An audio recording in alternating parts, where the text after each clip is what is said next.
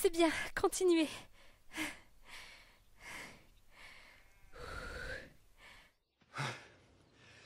D'accord. Bon, allons-y.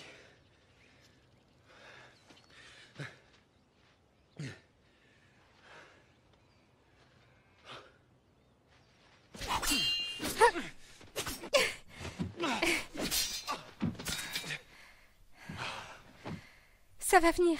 Recommencez. Non, on arrête. Pardon, mais si je n'arrive pas à vous battre, comment je ferai devant son armée? Vous vous découragez trop facilement. Écoutez, vous croyez avoir raison, mais j'ai moi aussi un peu d'expérience. Je sais ce que c'est une bataille qu'on ne peut pas remporter. Et pour le moment, le plus important pour moi et surtout pour ma mère, c'est de survivre. Oui, c'est bien ça. Vous vous découragez tout de suite à croire que vous aimez ça. Non, je préfère survivre. Ce n'est pas ça, vivre. Si, c'est ça la définition de vivre. C'est vous qui êtes naïf. J'ai connu cette situation avec ma sœur. Des choses terribles nous sont arrivées. Comme vous, elle se cachait. Mais sa façon à elle de se cacher, c'était de fuir. Elle croyait que ça réglerait son problème alors que c'était le contraire. Il fallait l'aider, comme vous, pour qu'elle se rende compte que survivre n'est pas vivre. C'est vous qui lui avez ouvert les yeux. J'ai failli y laisser la vie, mais oui, je l'ai fait. Si vous écoutez Bo Peep et devenez ses esclaves, vous ne ferez que survivre. Je perdrai tout si je le Vous résiste. perdrez tout si vous ne lui résistez pas. Laissez-moi juger de ce que je peux supporter de perdre. Ne soyez pas si têtu. Vous n'avez jamais rien perdu. Vous avez peur, c'est tout. Oh, vous croyez ça? Vous n'agiriez pas comme ça si c'était le cas. Mais c'est tout le contraire, j'ai déjà beaucoup Non, perdu. c'est de la lâcheté. Enfin... Oui, c'est ça. C'est bien ce que je pense. Lorsque j'avais 6 ans, je me suis réveillé un matin parce que mon père et ma mère se disputaient.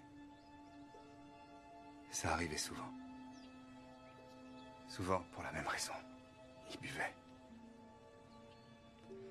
Mais ce matin-là, ça m'a semblé différent.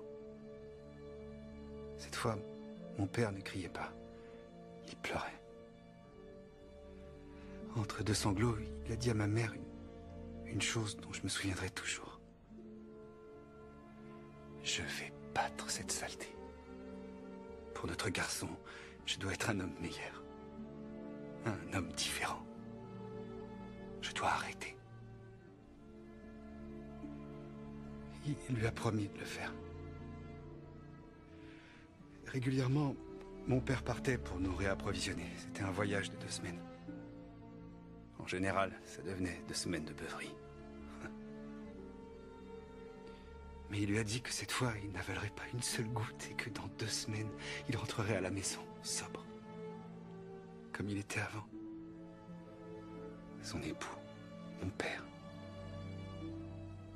Qu'on serait une vraie famille. Ma mère ne m'en a jamais parlé, mais je savais tout. Et tous les matins, pendant 2 semaines, je me réveillais heureux en pensant à ce que mon père avait promis. Alors... Le 14e jour, je me suis levé et quand j'ai entendu que quelqu'un était derrière la porte, j'étais prêt à me jeter dans les bras de mon père. C'était le prévôt qui était derrière la porte. Oui, mon père avait livré bataille. Pendant 13 jours, il a gagné. Mais le 14e, il a passé sa soirée dans une taverne. Son corps a été retrouvé dans les débris de sa carriole. Tout au fond d'un ravin. Certaines batailles ne se gagnent jamais. Il y a des forces qui nous dépassent. Votre père était minable. Enfin, il était faible. Je veux dire que vous n'êtes pas comme ça. Vous êtes fort. Non, vous n'en savez rien. C'est ce que j'espère. Écoutez, je voudrais rester une nuit ici avant de continuer mon voyage. Mais je resterai aussi demain pour vous aider si vous le voulez. Retrouvez-moi demain matin devant la grange et on continuera à s'entraîner. Et si vous ne venez pas, alors je m'en irai tout de suite.